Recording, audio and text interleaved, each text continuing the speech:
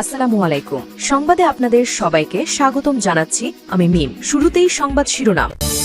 শহীদ ওসমান হাদির কবর জিয়ারত করলেন তারেক রহমান। নির্বাচনে অংশ নিতে ভোটার নিবন্ধন কার্যক্রম সম্পন্ন। এদিকে ওসমান হাদির কবর জিয়ারত শেষে আবারও শাহবাগে অবস্থান নিল ইনকিলাব মঞ্চ। জানাবো, বিএনপিতে যোগ দিলেন গণ অধিকার পরিষদের রাশেদ খান। চরমোনাই পীরের আসনে ভাগ বসাতে চায় জামায়াত। বরিশালের ২১ আসন নিয়ে ৮ দলীয় জোটে জটিলতা। ত্রয়োদশ সংসদ নির্বাচন ঝুলে আছে ৮ দলের আসন সমঝোতা। শিরোনাম শুনছিলেন, এবার বিস্তারিত। শহীদ ওসমান হাদির কবর জিয়ারাত করলেন তারেক রহমান। শহীদ ওসমান হাদির কবর জিয়ারাত করলেন বিএনপির ভারপ্রাপ্ত চেয়ারম্যান তারেক রহমান। শনিবার বেলা 11:30টার দিকে তিনি কবর জিয়ারাত করেন। একই জায়গার অবস্থিত জাতীয় কবি কাজী নজরুল ইসলামের কবরও জিয়ারাত করেন তিনি। তারেক রহমান হাদির ভাই আবু বক্কর সিদ্দিকের সঙ্গে কথা বলেন। এ সময় উপস্থিত ছিলেন বিএনপি মহাসচিব মির্জা ফখরুল ইসলাম আলমগীর, স্থায়ী কমিটির সদস্য সালাহুদ্দিন আহমদ, দৈনিক ইনকেলাবের সম্পাদক এএম বাহাউদ্দিন, জ্যেষ্ঠ যুগ্ম মহাসচিব রুহুল কবির রিজভী, যুগ্ম মহাসচিব খায়রুল কবির খোকন, হাবিব উন নবী খান সোহেল, ঢাকা বিশ্ববিদ্যালয়ের উপাচার্য নিয়াজ আহমদ খান, উপ উপাচার্য মামুন আহমদ, শিক্ষক নেতা মোর্শেদ হাসান খান সহ শিক্ষকরা। এছাড়া বিএনপির কেন্দ্রীয় নেতা ফজলুল হক মিলন, ছাত্র বিষয়ক সম্পাদক রাকিবুল ইসলাম বকুল, ছাত্রদলের সভাপতি রকিবুল ইসলাম রাকিব ও সাধারণ সম্পাদক নাসির উদ্দিন নাসির উপস্থিত ছিলেন। এরপর তারেক রহমান ভোটার হবেন। এজন্য তিনি আগারগাঁওয়ের নির্বাচন কমিশনে ইসিতে যাবেন। এর আগে গতকাল শুক্রবার ভোটার ফর্ম পূরণের আনুষ্ঠানিকতা শেষ করা হয়েছে। এতে ঢাকার গুলশানের ঠিকানা ব্যবহার করা হয়েছে। ইসি ও বিএনপির নির্ভরযোগ্য সূত্র এ তথ্য নিশ্চিত করে। তারেক রহমানের এনআইডি নিবন্ধন সম্পন্ন।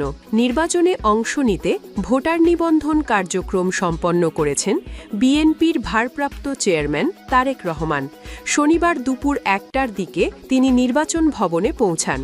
জাতীয় পরিচয় নিবন্ধন অনুবিভাগের মহাপরিচালক এস.এম. হুমায়ুন কবির জানিয়েছেন, তারেক রহমান ফিঙ্গারপ্রিন্ট দেওয়ার পর ৭ থেকে ২৪ ঘণ্টার মধ্যেই জাতীয় পরিচয়পত্র এনআইডি পাবেন। নির্বাচন কমিশনের প্রশিক্ষণ ইনস্টিটিউটের ইটিআই এর ১০৪ নং কক্ষে ভোটার নিবন্ধন কার্যক্রম সম্পন্ন করেছেন। এর মাধ্যমে ভোট প্রদান ও প্রার্থী হওয়া দুটি জটিলতা কাটল। ১৬ মিনিটের মধ্যে ভোটার হওয়ার কাজ সম্পন্ন করে ইসি ত্যাগ করেন তিনি।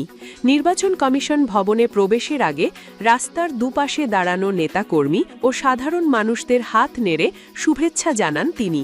তফসিল ঘোষণার পর তারেক রহমান ছাড়াও শেখ রেহেনা, সুজন সম্পাদক বদিউল আলম মজুমদার ও বর্তমান নিরাপত্তা উপদেষ্টা খলিলুর রহমান প্রমুখ ভোটার হয়েছেন।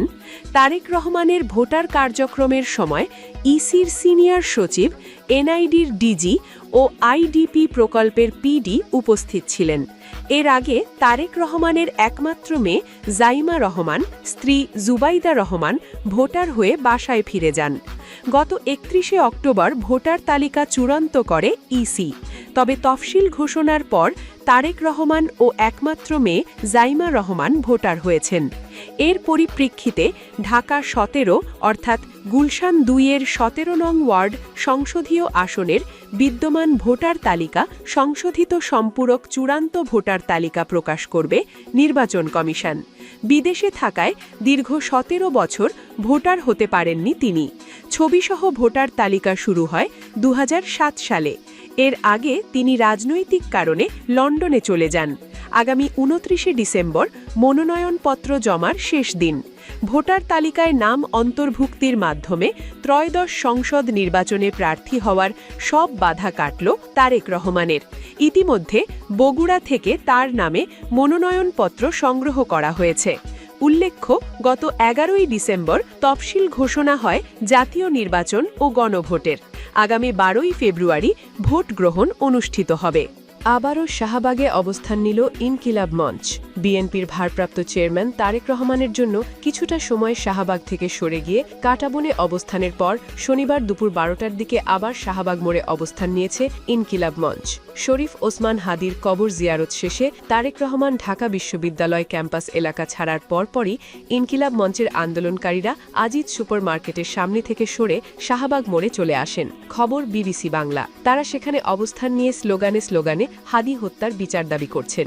এর আগে শুক্রবার জুমার পর থেকে শুরু করে শনিবার ভোর পর্যন্ত তারা শাহবাগ মোড়েই অবস্থান করেছেন। শুক্রবার রাতেই ইনকিলাব মঞ্চের সদস্য সচিব আবদুল্লাহ আল জাবের ঘোষণা দিয়েছিলেন, সরকারের উপদেষ্টারা সামনে এসে না দাঁড়ানো পর্যন্ত তারা শাহবাগ ছাড়বেন না।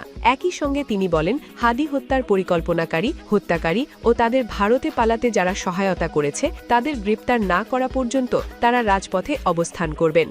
প্রসঙ্গত, ত্রয়োদশ জাতীয় সংসদ নির্বাচন ও গণভোটের তফসিল ঘোষণার পরদিন গত ১২ ডিসেম্বর দুপুরে ঢাকার পুরানা পল্টনের বক্স কালভার্ট রোডে ইনকিলাব মঞ্চের মুখপাত্র শরীফ ওসমান হাদি মাথায় গুলিবিদ্ধ হন।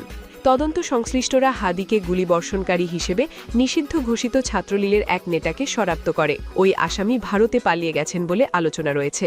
ঢাকা ৮ আসনের সম্ভাব্য স্বতন্ত্র প্রার্থী ছিলেন ওসমান হাদি। মাথায় গুলিবিদ্ধ অবস্থায় তাকে প্রথমে ঢাকা মেডিকেল কলেজ হাসপাতালে নেওয়া হয়। পরে অবস্থার অবনতি হলে তাকে রাজধানীর একটি বেসরকারি হাসপাতালে স্থানান্তর করা হয়। উন্নত চিকিৎসার জন্য সরকারের উদ্যোগে তাকে এয়ার অ্যাম্বুলেন্সে করে সিঙ্গাপুর নেওয়া হয়। সেখানে চিকিৎসাধীন অবস্থায় 18 ডিসেম্বর মারা যান হাদি। বিএনপিতে যোগ দিলেন গণ অধিকার পরিষদের রাশেদ খান। গণ অধিকার পরিষদের সাধারণ সম্পাদক পদ থেকে পদত্যাগ করে বিএনপিতে যোগ দিয়েছেন মোহাম্মদ রাশেদ খান। শনিবার ২৭ ডিসেম্বর রাজধানীর গুলশানে বিএনপির চেয়ারপারসনের কার্যালয়ে আয়োজিত এক অনুষ্ঠানে বিএনপির মহাসচিব মির্জা ফখরুল ইসলাম আলমগীরের হাতে ফুল দিয়ে আনুষ্ঠানিকভাবে তিনি বিএনপিতে যোগদান করেন।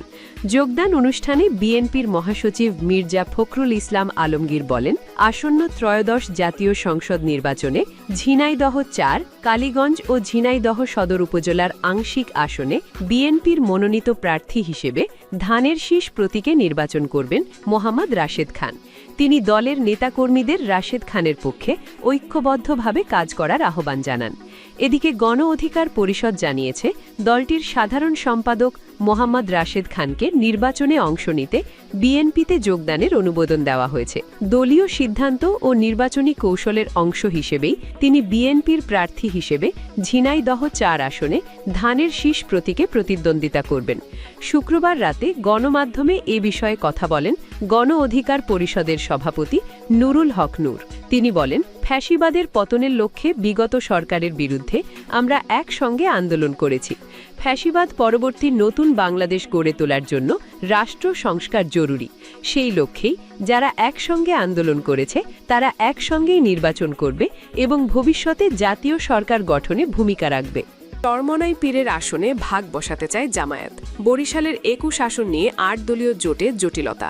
আসন্ন ত্রয়োদশ জাতীয় সংসদ নির্বাচন সামনে রেখে ইসলামপন্থী ভোট এক করার লক্ষ্যে জামায়াতি ইসলামী আন্দোলন সহ ৮ দলের সমন্বয়ে গড়ে উঠেছে নির্বাচনী জোট। এই জোটের নেতারা বলছেন, এরই মধ্যে জোটের প্রার্থী বাছাই ও আসন বন্টন অনেকটাই চূড়ান্ত হয়ে গেছে। তবে বরিশাল বিভাগের ২১টি আসন নিয়ে জটিলতা কাটেনি। বিশেষ করে বিভাগের অন্য আসনগুলোতে ছাড় দিলেও মর্যাদার আসন বরিশাল সদর নিয়ে জামায়াতে ইসলামী ও ইসলামী আন্দোলনের মধ্যে চলছে দ্বিমুখী লড়াই। আসনটি ইসলামী আন্দোলন বাংলাদেশের আমির চরমনাই পীর মুফতি সৈয়দ মুহাম্মদ রেজাউল করিমের আসন হলেও সেখানে ভাগ বসাতে অনড় জামায়াতে ইসলামী।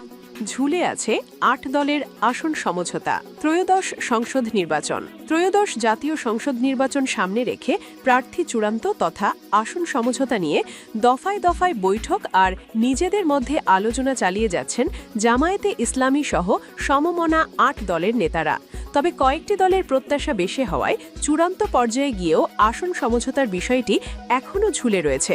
সব মিলিয়ে প্রায় ১৫০টির মতো আসনে সমঝোতার জন্য জামায়াতে ইসলামীকে প্রস্তাব দিয়েছে সমমনা অন্য দলগুলো। তার মধ্যে সবচেয়ে বেশি আসনে সমঝোতা চায় ইসলামী আন্দোলন বাংলাদেশ এবং বাংলাদেশ খেলাফত মজলিস। জামায়াত সহ কয়েকটি দলের নেতারা জানান, আসন সমঝোতার বিষয়ে তারা আলোচনা অব্যাহত রেখেছেন, যা এখন চূড়ান্ত পর্যায়ে রয়েছে।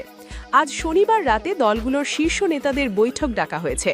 আজকের বৈঠকে না হলেও 2-1 দিনের মধ্যেই আসনের সমঝোতা বিষয়টি চূড়ান্ত করা হবে। এরপর আনুষ্ঠানিকভাবে ঘোষণা করা হবে। ত্রয়োদশ সংসদ নির্বাচনে জয় পেতে বহুমুখী তৎপরতা চালাচ্ছে জামায়াতে ইসলামী সহ সমমনা 8টি দল, যার মধ্যে প্রায় সব দলই এরই মধ্যে পৃথকভাবে সংসদ সদস্য এমপি প্রার্থী ঘোষণাও করেছে। তবে দলগুলোর মাঝে নির্বাচন নিয়ে আসন সমঝোতা হলে তারা প্রার্থী প্রত্যাহার করবেন। এক কথায় নির্বাচন নিয়ে বিভিন্ন কৌশল নির্ধারণ এবং আসন সমঝোতা চূড়ান্তকরণে দফায় দফায় বৈঠক করছেন 8 দলের লিয়াজো কমিটির নেতারা। এরই মধ্যে একক প্রার্থী ঘোষণার লক্ষ্যে আসন সমঝোতা নিয়ে কয়েক দফা আলোচনা করেছে দলগুলো। প্রথমে জামায়াতে ইসলামী সমমনা অন্য দলগুলোর প্রতিনিধির সঙ্গে পৃথকভাবে এবং পর্যায়ক্রমে অন্য দলের সঙ্গে আলোচনা হয়েছে। সব দল নিয়ে একসঙ্গে বসে আসন ভাগাভাগির বিষয়ে শিগগির সমঝোতা হবে। মুখ্য উদ্দেশ্য হচ্ছে ওয়ান বক্স পলিসি তথা একটি বাক্সে ইসলামী দলের সব ভোট পড়া নিশ্চিত এবং 8 দল মনোনীত প্রার্থীকে সর্বাত্মকভাবে বিজয়ী করা। জানা গেছে গত 9 ডিসেম্বর থেকে আসন সমঝোতা নিয়ে আনুষ্ঠানিক আলোচনা শুরু হয়েছে, তবে তা এখনো চূড়ান্ত হয়নি। শিগগির প্রত্যেক আসনের বিপরীতে একক প্রার্থীর নাম ঘোষণা করা হবে। তবে শতাধিক আসনে সমমনা দলগুলোর চাহিদার কথা জানিয়ে জামায়াতে ইসলামীর কাছে প্রস্তাব এসেছে। তার মধ্যে মাওলানা মামুনুল হকের নেতৃত্বাধীন বাংলাদেশ খেলাফত মজলিসের রিকশা প্রতীকে কমপক্ষে 35টি আসনে নির্বাচন করার মতো শক্ত প্রার্থী আছে বলে সংশ্লিষ্ট সূত্র জানিয়েছে।